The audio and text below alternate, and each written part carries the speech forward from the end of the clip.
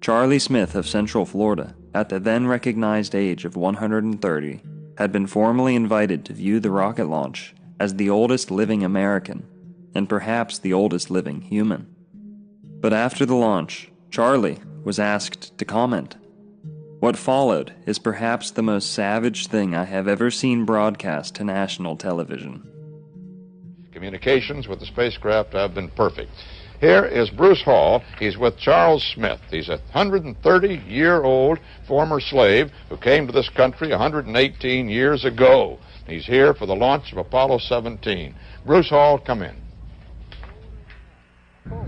We have here among the VIPs one very unusual man.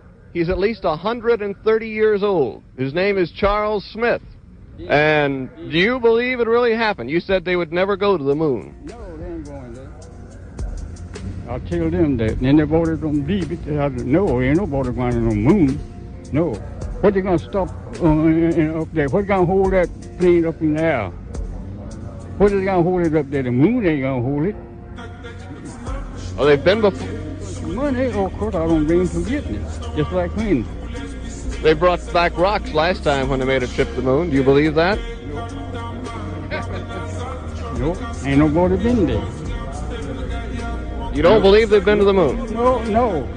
Ain't nobody been to no moon. Well, Walter, that's the view of a 130-year-old man. Now back to you.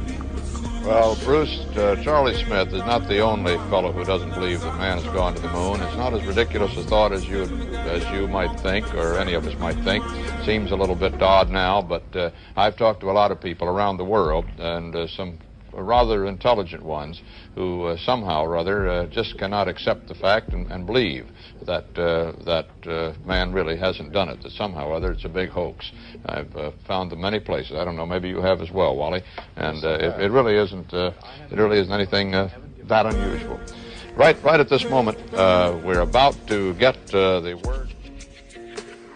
Up until this night, Charlie Smith was the oldest person in the United States, a folk hero, and a mascot to the state of Florida.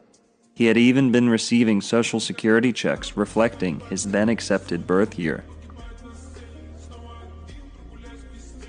But after this night, Charlie Smith would be endlessly ridiculed, stripped of his titles, and largely forgotten.